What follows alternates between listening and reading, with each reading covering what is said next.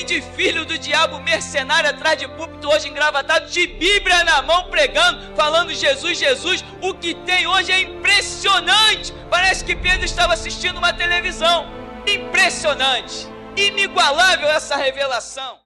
Amém. Salmo 23 diz: o Senhor é o meu pastor, nada me falta. Em verdes prados me faz descansar, e para águas tranquilas me guia em paz. Restaura-me o vigor e conduz-me nos caminhos da justiça por amor do seu nome. Ainda que eu ande pelo vale da sombra da morte, não temerei mal algum, pois tu estás comigo. A tua vara e o teu cajado me protegem. Tu prepararás um banquete para mim na presença dos meus inimigos. Me honrarás, ungindo minha cabeça com óleo e fazendo transbordar o meu cálice. A felicidade e a misericórdia certamente me acompanharão todos os dias da minha vida, e habitarei na casa do Senhor por dias sem fim. Amém, irmão? Podem sentar. Hoje mesmo, um amigo, aquele advogado que sempre cuida das nossas coisas aí, fica fuçando tudo, ele mandou um salmo, ele ficou impactado, ele mandou lá onde alguém dividiu versículo por versículo e dizia, né, o que significava cada versículo bíblico, na visão da pessoa que colocou. Quase que em 100% eu concordei com tudo que foi dito ali. Talvez alguma coisa eu só não tenha discordado, porque li um pouco na pressa, enfim, até publiquei lá, num canto lá, num dos grupos, eu acho. Enfim, mas é uma colocação bem bacana. Mas o que, mesmo a parte da interpretação de cada versículo desse Salmo 23, desde que eu conheci esse salmo ainda na organização batista, a gente dizia: o Senhor é o meu pastor, nada me faltará, né? As versões mais antigas. E muitas vezes ali conversando, as pessoas assim querendo a bênção, né? Querendo bênção, ou está na hora do sufoco, está na luta, e não, o Senhor é meu pastor, nada me faltará. Estava desempregado, não, o Senhor é meu pastor, nada me faltará. Ou seja, o Senhor é meu pastor, nada me faltará, na intenção de que esse Deus venha lhe servir, esse Deus venha lhe abrir portas, esse Deus lhe venha suprir, esse Deus lhe venha como escravo e servo, e o exalte o ser humano e engrandeça o ser humano. E uma vez, já no pouco tempo, poucos meses de igreja, eu falei no pátio da igreja, eu falei: não, peraí, o Senhor é meu pastor, nada me faltará, mas não vai me faltar também a luta, a prova, para ver se eu sou fiel, não vai me faltar a dificuldade, para ver se eu sei ser fiel no pouco, sei ser fiel no muito, sei ser fiel no nada. Nada vai faltar. Então não vai me faltar, não é só o bem, não vai me faltar também, abre aspas, o mal, fecha aspas, porque eu preciso da presença do mal para provar que eu sou bom. Eu preciso, não é?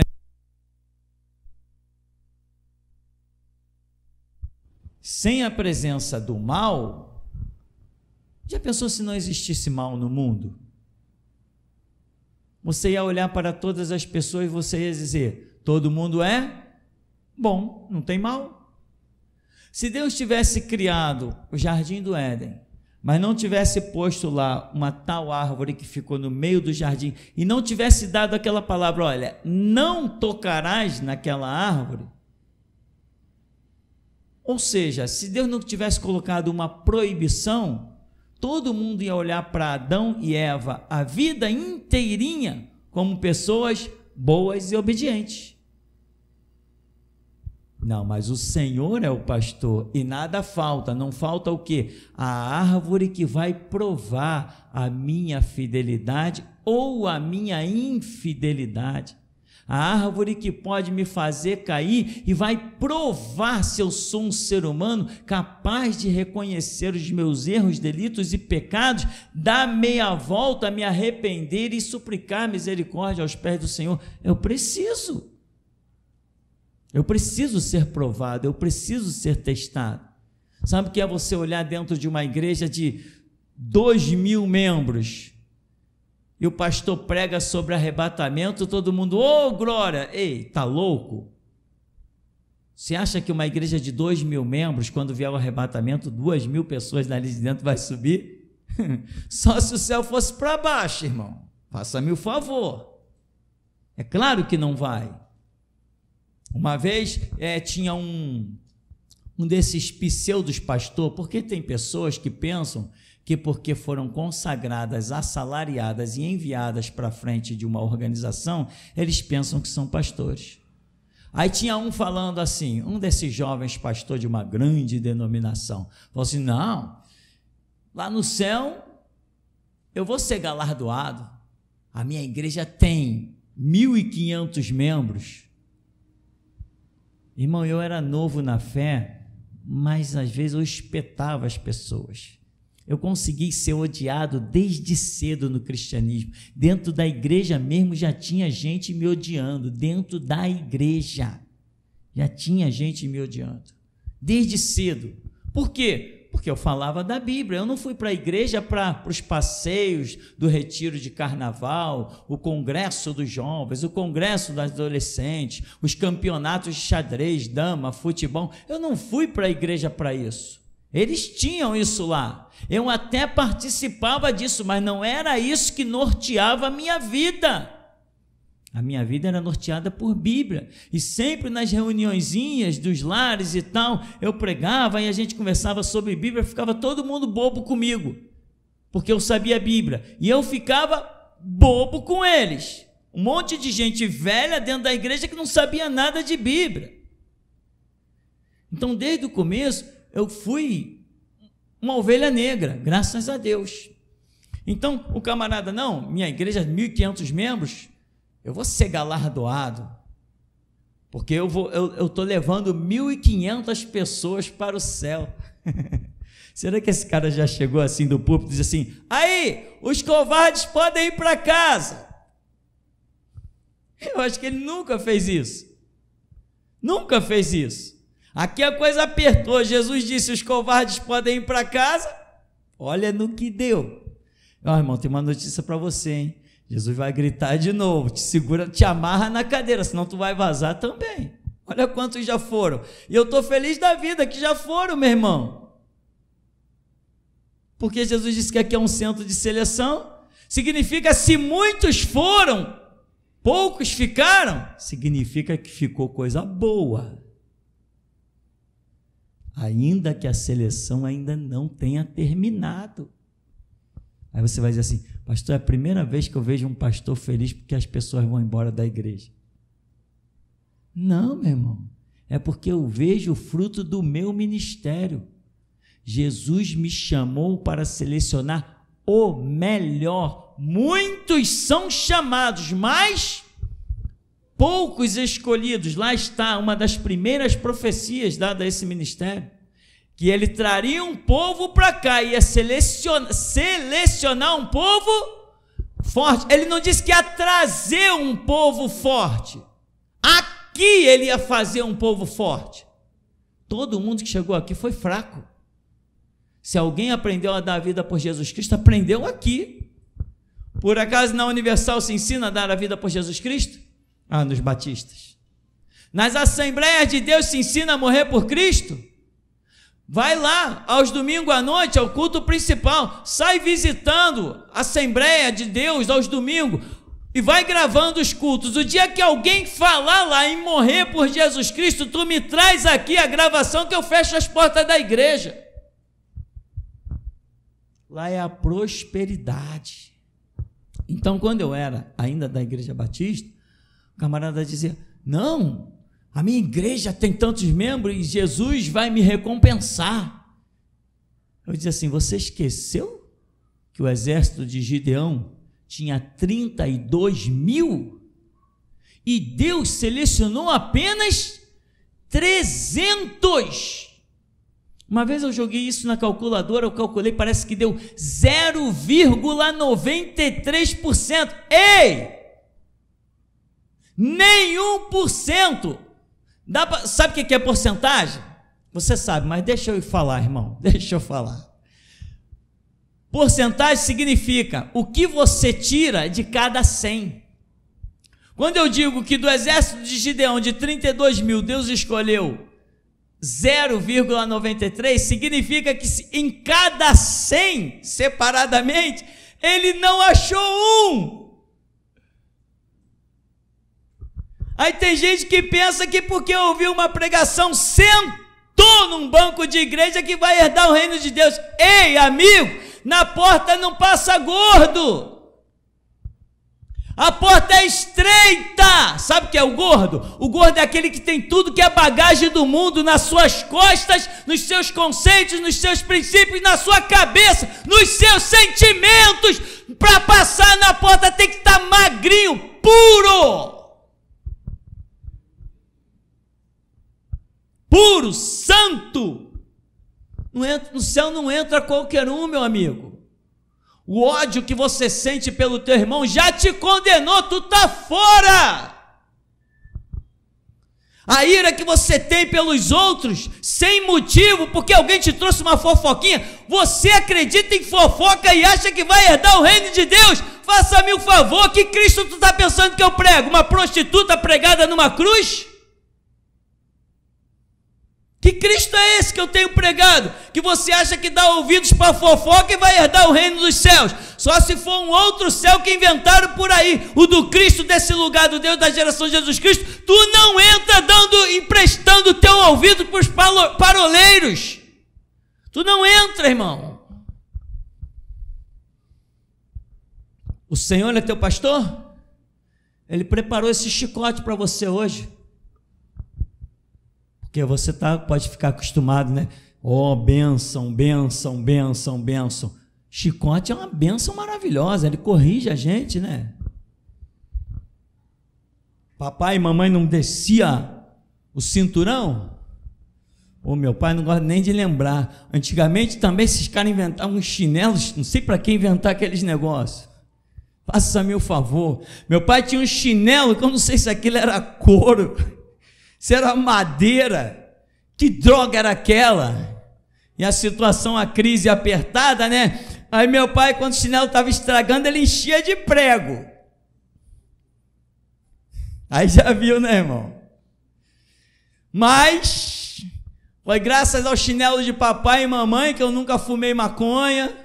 Graças a Deus, você que está aí no meio da congregação, que fumou, mas Jesus te resgatou, graças a Deus. Mas você sabe que é uma crise horrível, né? Você sabe que é aquele momento depressivo, aquela mania de perseguição. Eu nunca passei por isso, porque o chinelo do papai e a correia da mamãe, eu tenho em memória até hoje. A correia da minha mãe era um marrom escuro, que ela enrolava na mão assim. Quando ela enrolava na mão, meu irmão, perna para que te quero. Eu corria, ia para a rua. E ela dizia, galinha de casa não se corre atrás. Aí já viu, né? Enquanto eu não voltava, ela não dormia. Eita, velhinha. Então, meu irmãozão, veja bem. Não vai te faltar nada. Mas não vai te faltar aquilo que vai te fortalecer. O que nos fortalece? A fartura, as bonanças ou as dificuldades, as arduras da vida, as suas negruras? O que nos fortalece? Não são as dificuldades que nos fazem forte? Se tu me der uma enxada na mão, meu irmão, e um terreno para capinar, pode ser que eu demore, mas eu capino o terreno todinho. Eu fui criado com uma enxadinha na mão. Eu fui criado trabalhando debaixo de sol, ó, lixando o carro, polindo o carro, debaixo de sol. Então hoje, quando eu tenho que passar por esses momentos, eu passo pelas dificuldades, pelos apertos, pelas pressões psicológicas. Agora, eu conheci pessoas na época da oficina que veio trabalhar. Ei, tem vaga aí para mim? Fala com o patrão ali. Ele está precisando de mais 2 aí para ajudar. Ô patrão, posso trabalhar aí? Pô, estou precisando, vem aí. Pode começar hoje? Posso começar, tá? No meio do dia o cara disse, isso não é para mim não, tchau, vou embora. Porque nunca encarou uma dificuldade. Deus quer te fortalecer, e o caminho que vai te fortalecer é o deserto. Por que Moisés era um homem tão forte espiritualmente, tão posicionado, tão determinado? Era um homem acostumado na dificuldade do deserto. Ele soube o que é sair fugido do Egito. Primeiro ele já tinha as guerras do Egito, e depois sair fugido do Egito até encontrar Jetro, seu sogro, lá naquele lugar lá. Ele passou por muita situação. Diz historiadores um monte de coisa que Moisés encontrou no meio do caminho, que teve que lutar com salteadores, etc, etc. Soube o que era dificuldade. Depois ele está debaixo daquele sol, cuidando das ovelhas do seu sogro. É a dificuldade que vai te fortalecer, irmãozinho. E eu vou te perguntar, por que tudo que tu faz, tô cansado. Tá cansado, caramba, levanta e vai ralar. Deixa de ser frouxo, meu irmão. Isso não é para mim, não. Passa a ser. Passa a ser. Pede força para Jesus e vai ralar, vai deixar o couro na estrada. Não, esse negócio de enxada não é para mim, não é? Não é, porque tem sempre alguém para te estender a mão e te dar uma trégua. Quero ver se tu estiver na fome, se tu não vai virar faxineiro de casa de madame. Quero ver se a fome apertar. Tem coragem de pedir esmola? Quero ver se a fome apertar, se tu não vai lá para a rua pedir esmola, não vai bater de porta em porta. Como diziam os ditados por aí, né? É a necessidade que faz o sapo pular? É esse provérbio? De provérbio popular eu já esqueci todos eles, agora eu estou só em Provérbios de Salomão, irmão. Meu irmão, o Senhor é teu pastor, nada te faltará. Agora você tem que entender o seguinte: Deus, Ele é o mesmo. A forma dele tratar com a humanidade, repara se não é a mesma. Você conhece a história de Jeremias? Conhece a história de Jeremias, meu irmão? Você já leu todo o livro de Jeremias? Por favor, pelo amor de Deus, não me diga que você não leu todo o livro de Jeremias. Não me diga isso, por favor, nem me diga. Você conhece a história de Jeremias? Conhece. Você conhece a história de Ezequiel? Eu vou te perguntar, a história de Jeremias e a de Ezequiel não são iguais? Exatamente iguais, épocas completamente diferentes. A história é a mesma, é o mesmo contexto. As mesmas palavras que Deus deu a Jeremias, Deus deu a Ezequiel. Eu vou te dizer, você conhece a história de Amós? A história de Amós não é igual a de Jeremias, não é igual a de Ezequiel. Não é sempre a história se repetindo. Deus é o mesmo. Eu te digo, hoje, Deus é o mesmo, meu irmão. Isso que ficou aí para trás foi uma farsa. Foi uma capa. A realidade do Evangelho de Deus, de Cristo, da Bíblia, é completamente diferente de toda essa ladroice e essa canalice que ficou para trás. Desses pastores rotulados de estrelinhas, Silas Malafaia, Jabes de Alencar, Benihim, Billy Graham, isso tudo são canalhocratas gospel. Isso tudo é uma raça de vagabundos, chamados de doutores, que nunca tiveram coragem de botar a língua a serviço da verdade. Imagina se eles tivessem pregado a verdade, se eles seriam convidados por presidentes para sentar na mesa de presidente. Alguém fala mais verdade do que eu? E tem algum político da nação querendo me ver sentado na mesa dele? Eles não querem a verdade, não, eles querem se destacar em cima de quem está destacado. Isso que ficou aí para trás não é nada, meu irmão. A verdade, meu irmão, é o que nós hoje estamos trazendo à luz. O que aconteceu com Jeremias? Jeremias, eu te ponho contra os reis da terra, contra os seus governadores, contra os seus príncipes, contra os sacerdotes e contra todo o povo. Jeremias, tu é contra essa elite toda e ainda contra o povo. Jeremias, é você contra todos e todos contra... Dá para imaginar uma coisa dessa? Quem que é o ministério de Jeremias aí? Você tem disposição mesmo, meu irmão? Para ver o teu vizinho todo desejando tua morte, jogando ovo em cima do teu telhado? Riscando o teu carro no meio da rua, pichando. Por 2 vezes eu já tive os 4 pneus do carro furado. Porque eu não agrado. Eu e Jesus somos um. Assim como odiaram Jesus e quiseram matá-lo, me odeiam também e só me matarão quando for chegada a minha hora. Eu não sei nem se eu vou morrer. Noite passada eu tive uma visão. Já teve várias visões aqui sobre a situação, mas noite passada eu tive uma visão. Eu estava no alto de um monte. Eu não me via por inteiro. Era como se eu olhasse por trás de mim. Eu só via essa parte da minha cabeça. E eu olhava e via que eu estava olhando. E lá vinha um homem guiando um povo. E aquele povo, quando eu olhei, era Moisés. Mas aí, daqui a pouco, eu disse, não, era eu. Eu era Moisés, e eu estava guiando o povo com um cajado na mão.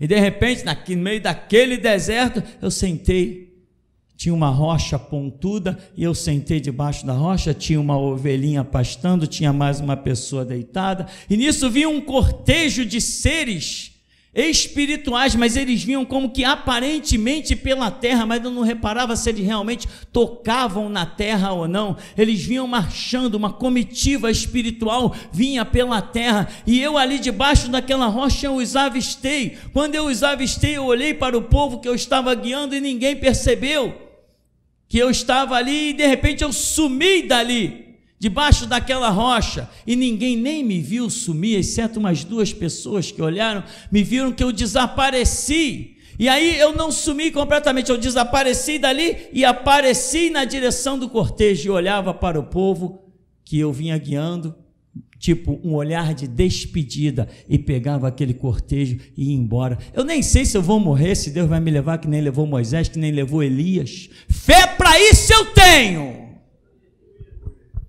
Fé para isso eu tenho. Se passar uma carruagem de fogo aqui, eu pulo em cima dela, meu irmão. Se Deus me disser, sobe ao monte, porque tu não vai voltar mais, eu estou subindo. Mas tem um detalhe, hein? Quando eu parti, eu levei o cajado, não ficou para mais ninguém. Não é que nem Elias, que deixou a capa para Eliseu e depois ficou por aí. Não é que nem Moisés, que passou o seu cajado para Josué. Não. Quando eu for, encerrou-se a era do cristianismo. Não fica cajado para mais ninguém guiar ninguém. Cajado significa aqueles que guiam. O último cajado está comigo. O último cajado está comigo. Depois de mim, ninguém mais guiará o povo de Deus sobre a terra. Eu sou o último guia cristão sobre a terra. Depois de mim, mais nenhum. E eu sou o último, sou o único. Qualquer um rotulado de pastor aí é palhaço. Foi ungido pelo diabo. E o Deus deles eu já estou desafiando há muito tempo. Então, meu irmão, veja, Jeremias, Ezequiel, Obadias, Amós, Miqueias, Elias, todos esses homens, se você olhar, a luta e o foco deles não é sempre o mesmo. Denunciar a idolatria, combater a hipocrisia, combater a falsidade, combater quando o rico oprime o pobre, isso tem um nome, combater a opressão dos menos favorecidos, Não foi sempre isso a história? Fazer justiça à causa dos mais fracos. Não foi sempre isso? Não foi a luta de Jeremias e as denúncias? Não foi isso que Ezequiel falou? Não foram isso que todos os profetas falaram? Então, meu irmão, atente. É essa mesma a história que nós estamos vivendo, a continuidade da realidade do que Deus quer sobre a terra. Denunciar tudo isso, entregar isso mesmo na cara de quem quer que aparecer no nosso caminho. Por isso, irmão, esteja munido sempre com folhetos, com alguma coisa, um cartão que tenha o site. Nosso site agora está sendo monitorado. Samuel baixou umas coisas lá para a gente monitorar os acessos do site. Estão tendo acesso de outros países. Nós estamos vendo a coisa crescendo assim assustadoramente. E quando eu digo crescendo, meu irmão, não tem nenhum retorno financeiro. Trabalhar para Jesus não é ter visão de dinheiro. Acabamos de fazer um clipe aí sobre Israel, que é a simbologia de Israel. Ali tem uma série de simbologias: a espada, a roupa preta, a roupa branca, os símbolos da cabala, o símbolo da maçonaria. Acabamos de fazer aquilo ali, um clipe daquele que poderia projetar um monte de coisa, vender não sei o que, nada. Eu nem quero saber como isso funciona, esse negócio de retorno de dinheiro. Nós fazemos aquilo que Deus mandou fazer, e agora Ele vai usar essa espada aonde Ele quer usar. E você aproveita, trabalha, divulga a espada. O Senhor é o teu pastor, nada te faltará. Tu quer trabalhar para Ele? Ele providencia trabalho para você. Agora, o que não pode é as pessoas chegarem no ministério e pensar que vão fazer o que está na sua própria cabeça. Quem quer trabalhar para Jesus tem que fazer o que é o prumo, está na cabeça de quem tem o ministério. Muita gente já se sentiu ofendida aqui e outros mais vão se sentir, porque eu digo, irmão, você não tem Deus. O Deus é o Deus do ministério. Esse é o Deus. Esse Deus te dá oportunidade de trabalhar. É esse Deus do ministério que te cura. É esse Deus do ministério que se revela a você. Você não tem Deus. Outra coisa, você vem aqui para servir um Deus aos moldes que eu cito para você. Não adianta você, não, porque a Bíblia diz, esquece o que a Bíblia diz, eu sei o que a Bíblia diz, aqui a gente faz dessa forma. Não, mas a Bíblia não me interessa. Você vai vir querer servir na visão que você tem, mas aqui o que prevalece é a visão do ministério. Se a minha visão de algum texto bíblico for errada, eu vou com todo o meu coração, com toda a minha alma, com todo o meu sentimento, com todo o meu amor, servir errado. Mas ninguém muda a minha opinião, porque não foi o teu Deus que se revelou a mim, é o meu que se revela a você. Essa palavra, meu irmão, faz uma seleção violenta. As pessoas têm orgulho, elas não querem aceitar que eu diga para elas, você não tem Deus, meu amigo. Elas não querem aceitar isso, elas não têm humildade. Eu tinha Deus. Eu não tive que adentrar uma igreja e ter lá um homem com ministério pregando para que eu pudesse ter o Deus dele, porque eu não tinha porcaria de Deus nenhum. Se eu preciso de uma igreja é porque eu preciso do Deus de alguém. Tem gente que não aceita isso e acaba não herdando glória nenhuma. Irmão, deixa eu pular radicalmente, deixa eu falar uma coisa para você. Inferno é real, escapa dele, irmão. Eu te digo, para tu escapares, olha a seleção aí, para tu escapares do inferno, eu sou a porta. Eu sou a porta. Sem mim tu tá frito, meu irmão. Sem mim tu tá perdido. Se eu largar esse microfone aqui, ninguém prega. Se eu fechar a igreja, tu não tem mais aonde ir. Tu vai para a Assembleia dos Políticos, vai para a Maçonaria dos Batistas, vai para a Universal. Só existe uma igreja no mundo, se chama Geração Jesus Cristo. Então, tenha humildade. A Escritura diz: conhecereis, não tem verdade dentro de você, ela precisa ser lançada no seu entendimento, e você veio aí para isso acontecer. Sou eu que lanço a verdade em você. Deus me escolheu, sabe-se lá com que misericórdia Ele fez isso, me separou, me revelou a sua verdade, eu lanço a verdade dEle na sua mente, e Ele te abençoa para compreender o que eu falo, o que Ele fala através de mim. Tem que ter humildade, e o reino de Deus é para os humildes. Houve um tempo que eu servia a Deus no ministério dos outros, hoje eu sirvo a Deus no meu próprio ministério, e você serve Deus no meu ministério. O meu ministério tem prumo, tem regras, e você só consegue servir Deus de acordo com as regras que eu, Tupirani da hora longe, eu cito, eu dito, só consegue isso. Eu aqui tenho poder para aceitar ou rejeitar a tua oferta. Sabia disso não? Então fique sabendo, eu sou administrador de Deus nesse lugar. Essa é a realidade, irmão. Sem humildade você não vai conseguir entender essas coisas. Sem humildade você vai achar que a coisa não é bem assim. Irmão, tenha zelo pela tua vida. O que tem de pessoas enfermas. Há poucos dias atrás passei por tinha um senhor aqui. Senhor, que eu estou falando é força de expressão, ele é mais novo que eu, bem mais novo. Passava todo dia por mim. De repente sumiu. Eu falei assim: ué, aquele homem morava por aqui, nunca mais eu vi aquele homem.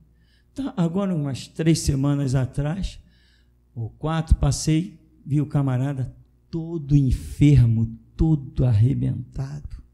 Tu olha assim, tu diz, qualquer momento pode ir.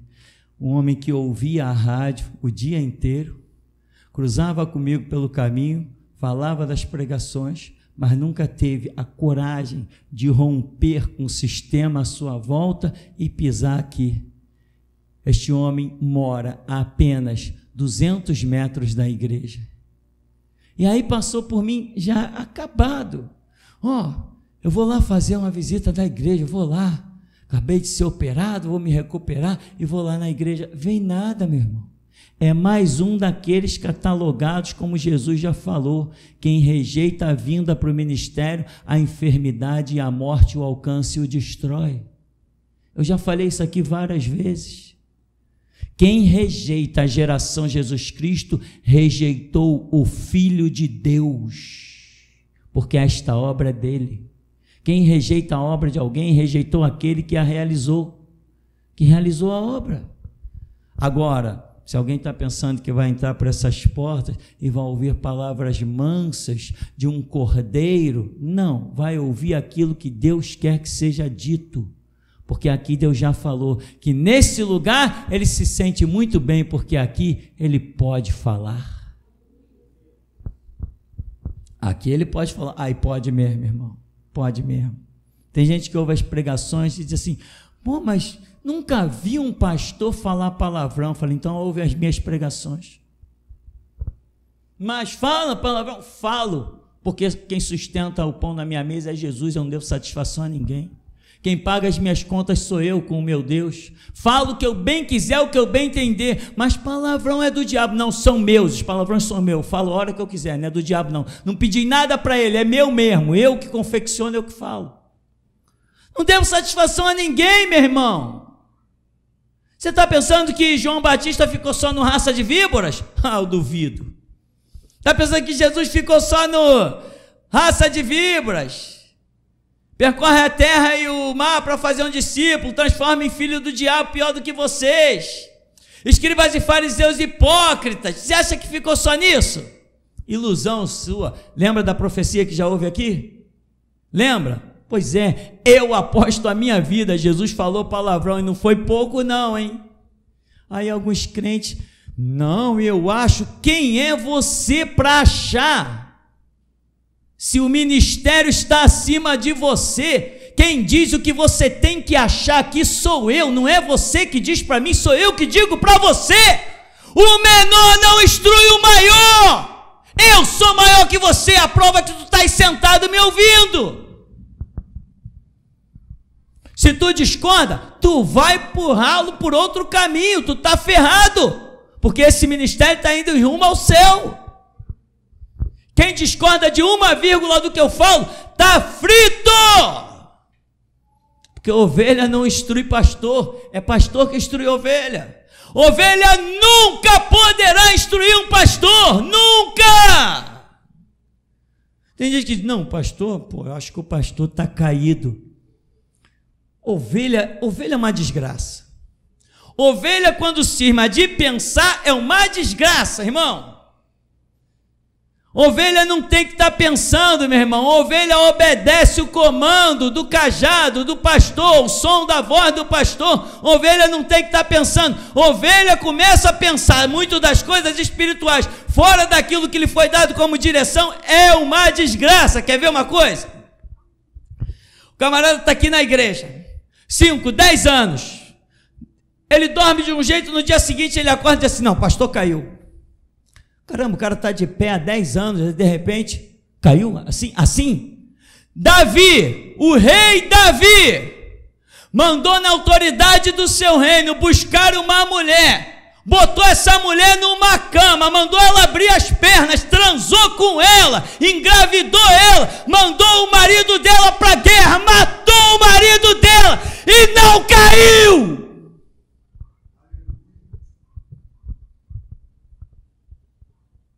Adulterou, assassinou e não caiu. Olha bem para mim, aqui está alguém muito maior que Davi. Nunca adulterei, nunca assassinei, faça-me o favor.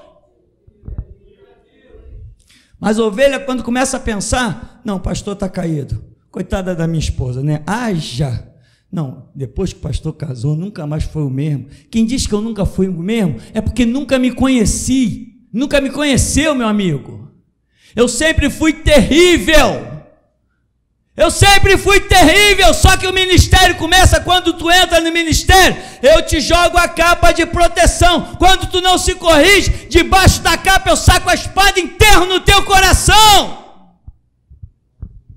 É tudo a seu devido tempo. O meu amor por ti é enquanto tu amares Jesus. Quando tu não amar mais Jesus, eu cuspo na tua cara e eu oro como tenho orado por esses rebeldes, para que apodreçam em cima de uma cama, porque não valorizaram o sangue de Jesus Cristo. Quero ver essa raça mendigando o pão. Malditos sejam. O meu amor por ti é só enquanto eu olhar nos teus olhos e conseguir contemplar o amor do teu coração por Jesus Cristo. Quando tu não estiver ao serviço dele, eu te odeio. Eu não sou pastor, sou o último restaurador da igreja de Cristo, sou o último restaurador do cristianismo, isso é o que eu sou. O Senhor é teu pastor, meu irmão. E Ele preparou essa pregação de hoje para você. Te cuida, irmão. Vou falar de novo. Isso está me martelando há meses. Vou falar de novo. O inferno é real. Estou falando. O inferno é real. Vale a pena rejeitar uma prostituta para não ir para o inferno. Vale a pena rejeitar uma vagabunda. Estou falando, meu irmão. Vale a pena. Rejeita. Não pensa que você é mais homem do que ninguém, não. Todo mundo foi feito com os mesmos hormônios. O Senhor é teu pastor e preparou para você uma prostituta, para ver se você tem disposição de renunciar alguma coisa pelo reino de Deus.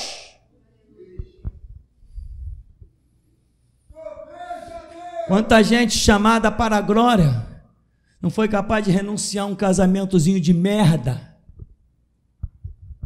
A minha esposa nunca, minha ex-esposa nunca me traiu, nunca foi uma prostituta, e só porque não se enquadrou no ministério, Deus me falou, larga ela.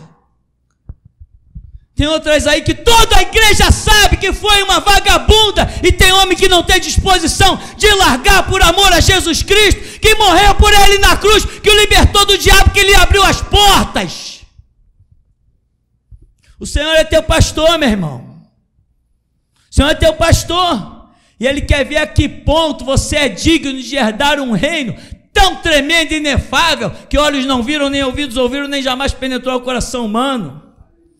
Tu está pensando que esse reino é para qualquer um? Faça-me o favor, meu irmão.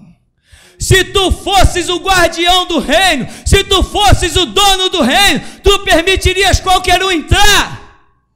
Meu irmão, se você fosse o dono do reino, você se permitiria você mesmo entrar? Olha para a tua vida e diga, se fosse você o dono do reino, com o preço do sangue do teu filho, você deixaria que você mesmo entrasse? Você julga a tua vida digna de herdar a glória de Deus?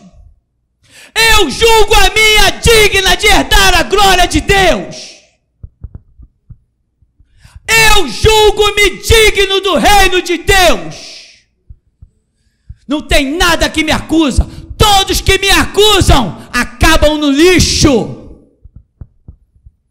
E você, tu pode dizer que a tua vida é limpa? Se Deus vier com a sua espada de justiça sobre a terra, você pode dizer, Deus começa pela minha casa? Eu posso dizer,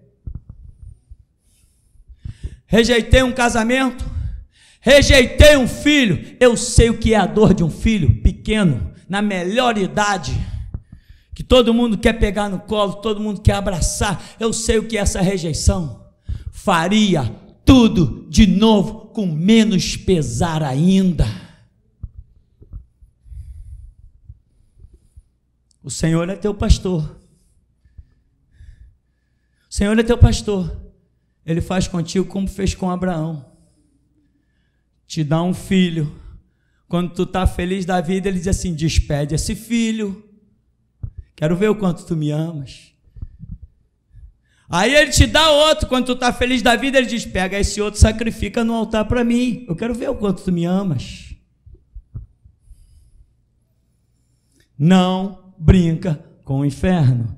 Não brinca com o tamanho da passagem da porta para a glória. Não brinca não, irmão. Irmão, não brinca. Inferno é real. Ó, sai por aí, procura terreiro de umbanda, quimbanda e magia negra. Vai visitar os terreiros de macumba para que tu veja o quanto o diabo é real. Vai lá visitar. Tem gente que não tem ideia de que o inferno é real. A condenação é real. Tem gente que acha até que o diabo nem existe. Vai nos terreiros de macumba, vai lá visitar. Tu vai ver o que é uma manifestação demoníaca. Ebenezer, meu irmão, até aqui nos tem ajudado o Senhor. Amém. Paz, irmãos. Mestre, assim que o Senhor começou a oração, Deus me fez contemplar algumas cavernas. E eram cavernas individuais. Eu via alguns irmãos dentro dessas cavernas. E nessa caverna tinha tochas na parede da caverna. E eu via os irmãos com pergaminhos, com um rolo de pergaminhos, e eles desenrolavam e começavam a ler. Então eu via aquela tocha se transformar em lamparinas, em luzeiros. E à medida que eles iam desenrolando o rolo, aquela caverna ela ia se fechando. À medida que ia desenrolando o rolo, a caverna ia se estreitando. se estreitando e apertando. E ali essa visão cessava, mestre. Amém. No momento que a irmã Dayana estava louvando, eu vi um anjo, ela se aproximou de você, você estava com as mãos assim, e ele ficou, a expressão certa é essa, meio que impressionado com a sua adoração. Foi o que eu entendi na visão. Ele segurou na sua mão e ficou apertando, como se saísse algo de você para ele. Tamanho foi o impacto que ele viu na sua adoração. É como se tivesse que sair algo de você para ele. E ali essa visão cessava. Mestre, o tempo todo que o senhor fala que o inferno é real, hoje eu vi a porta preta sair daqui do ministério para fora da igreja. E essa porta, ela ia de encontro aos rebeldes. E toda vez que Deus me dá essa visão com essa porta, a minha alma ela estremece, mestre. Essa que é a verdade, a minha alma estremece, porque o inferno é real. Quando o Senhor fala, eu sinto o impacto daquilo que o Senhor fala, daquilo que o Espírito Santo fala. E durante toda a pregação, mestre, eu via a igreja sem o teto, sem esses vidros e sem a porta. Essa mensagem, ela ecoou de uma forma tremenda, foi o que eu entendi na visão, porque não tinha nada, só tinha mensagem saindo daqui e ecoando o mundo afora. Amém, mestre, até aqui. Amém. Davidson.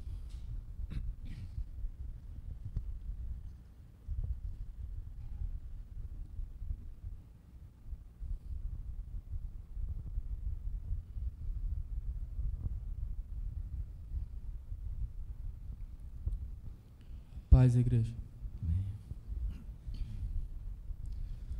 Mestre, no primeiro louvor, eu vi surgir um pássaro negro, totalmente negro, aqui, em cima dessa congregação, um pássaro grande. E nessa mesma visão, Deus me mostrou como surgiu esse pássaro. Esse pássaro, mestre, saiu de ti.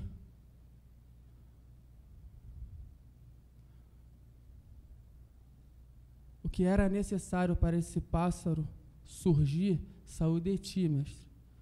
E esse pássaro surgiu. E eu fiquei ali, olhando para esse pássaro, totalmente negro. E ele bateu nas asas. Na ponta das asas dele, mestre, tinha aquela parte da foice, aquela lâmina, uma em cada lado. E teve um momento nessa visão, mestre, que eu fiquei no alto, olhando para esse pássaro. Os olhos ficaram muito próximos. E esses olhos do pássaro, mestre, não saem de dentro de mim. E esses olhos, mestre, me transmitiu, mestre, uma história, me transmitiu uma estrada, me transmitiu uma caminhada. E o momento que esse pássaro batia essas asas, mestre, a pele de algumas pessoas aqui dentro, elas caíam. E o momento, mestre, que o Senhor saiu do púlpito, esse pássaro voou. Ele saiu da congregação, ele partiu. E assim diz o teu Senhor, o retorno dele será em breve, o mais breve do que o Senhor pensa. Até aqui, mas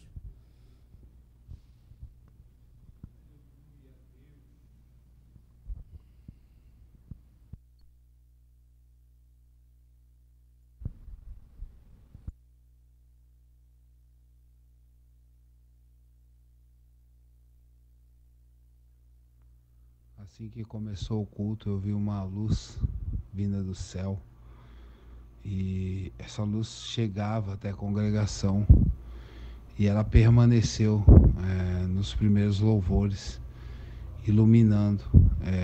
Só que o entendimento que eu tive é que não é essa luz que veio do céu.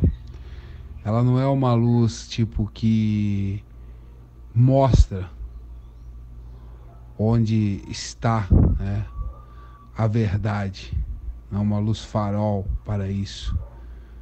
Não, ela é uma luz que procura os mártires. Esta é a luz que veio dos céus. Amém. Tive uma visão com o Daniel, aqui de Santa Catarina. Eu via ele subindo numa espécie de um monte. Só que esse monte era uma estrada de chão batido e muito lameada, assim, mas a lama que ali se encontrava era um lodo preto, como aquele lodo de esgoto. Assim era esse lodo, um lodo de esgoto. E ele tinha uma bandeira na mão e ele tentava enfincar essa bandeira nesse lodo, mas ele não conseguia, ele ficava se sujando com esse lodo, cada vez mais se sujando com esse lodo, e ele ficava lutando para colocar esse mastro dessa bandeira ali no lodo. E eu vi algumas outras pessoas que estavam tentando subir onde ele estava e acabavam se sujando também. E o entendimento que eu tive é essa bandeira. O entendimento que eu tive apenas da bandeira. A bandeira são as conquistas pessoais da vida dele. Ele tem essas conquistas pessoais como essa bandeira. Esse é o entendimento que eu tive. Amém. Irmão Mateus, muitas vezes eu olhei para você durante o culto e eu não via você, mas eu vi o Paulo Sérgio. Amém. Eu tive uma visão com o irmão Davidson. Eu vi uma espécie de uma capa que tinha a formação dela no ombro, assim. Ela ficava assim como que se encaixasse no ombro. E eu vi essa capa descendo sem auxílio de mãos e encaixando em você, irmão. E a cor dessa capa era branca. Assim diz o Senhor: eu necessitarei que você mostre uma santidade fora do comum por onde você passar, porque eu tenho uma obra a realizar. Amém. Mestre, quando o Senhor estava pregando, eu vi o Senhor pregando e eu vi um outro homem surgindo da parte de trás. E estava escuro, mas ele veio surgindo. Quando ele chegou perto do Senhor, era o Senhor também, esse homem. E esse homem que era o Senhor, né? Ou seja, o Senhor pregando e o Senhor ali. E esse homem ficava olhando o Senhor ficava olhando para si mesmo. E eu entendi o sentimento de partir. O Senhor tinha um sentimento de partir dessa terra. E o Senhor olhava para o céu como quem queria partir. E eu vi aquele mover como se os céus fossem arrebatar o Senhor. Mas sem palavras, sem nada, houve um sentimento, eu vou falar assim, foi isso que eu entendi. Houve um sentimento de espera um pouco mais. E naquela visão o Senhor entendia isso. E eu vi um cajado que ficava. Assim diz o Senhor da geração Jesus Cristo, o teu Senhor, meu mestre. Eu conheço o teu coração, sei o teu desejo de estar comigo. Brevemente virei até a ti e te levarei para junto de mim, diz o Senhor da geração Jesus Cristo.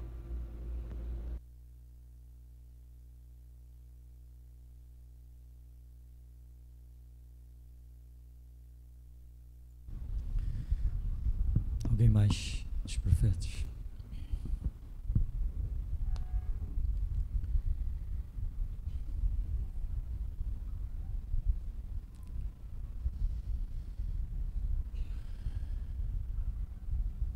Alô.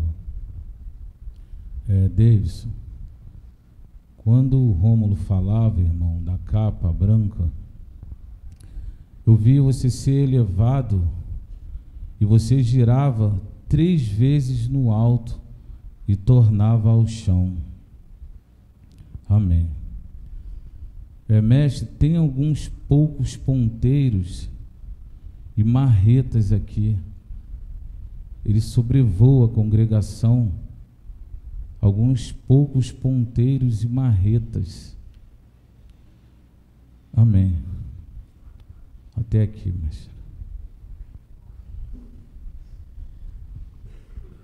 Amém, irmãos? Vamos ficar de pé, então. Você crê que o teu Deus se manifestou à sua vida hoje? Se você crê, agradeça a Ele.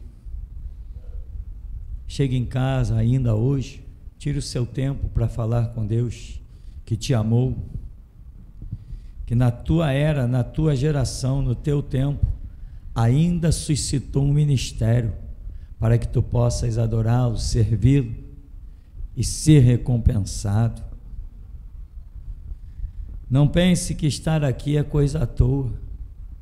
Milhões nesta hora, bilhões nesta hora, estão naufragando na fé, no trabalho, mesmo de Bíblia na mão, mesmo dentro de uma igreja. Outros estão colocando despachos na encruzilhada. Por que tu não estás? Glorifica esse Deus. Cuidado com as línguas. Cuidado. Quando pensares em dar ouvido a alguma língua, dê ouvidos à língua de Jesus Cristo. Não tire conclusões precipitadas, porque a ovelha não consegue enxergar erro de pastor.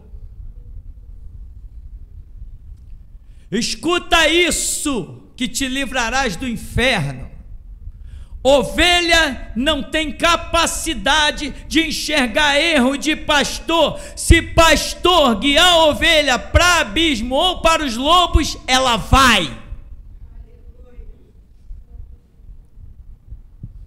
Cuidado com as ovelhas sábias e instruídas que pensam que já podem detectar o erro de líderes, de pastores. Isso nunca existiu.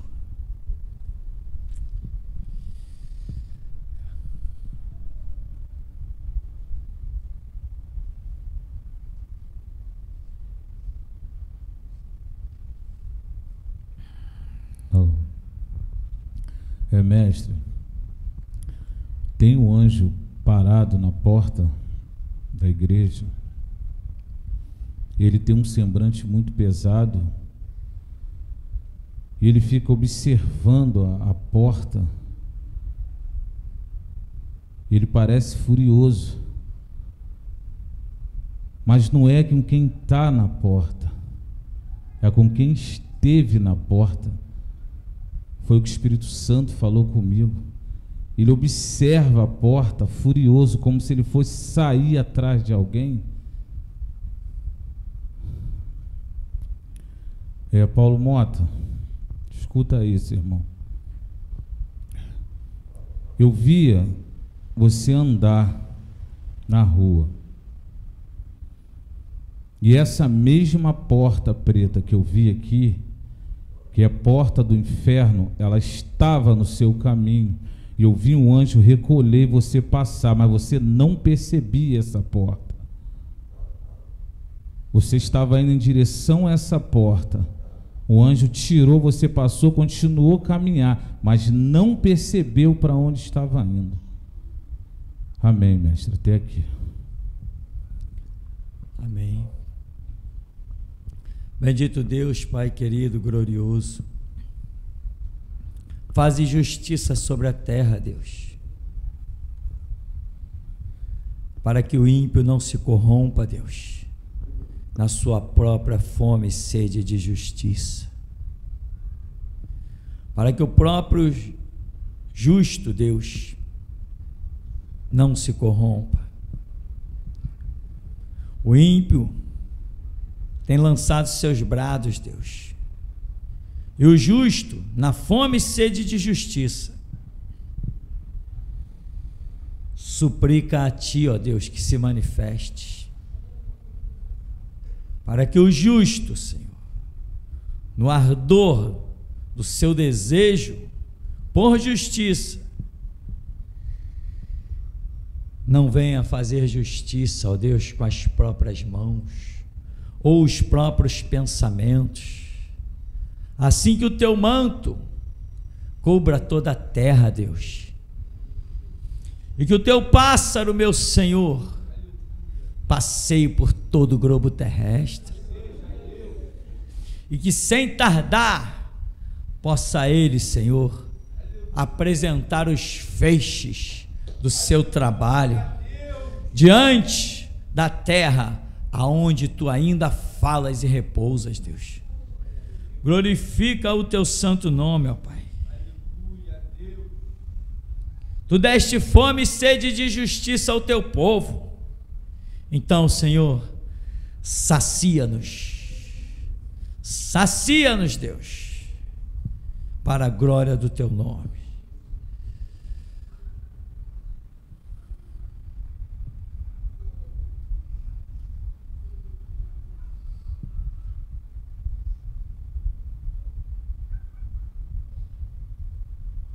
Alô.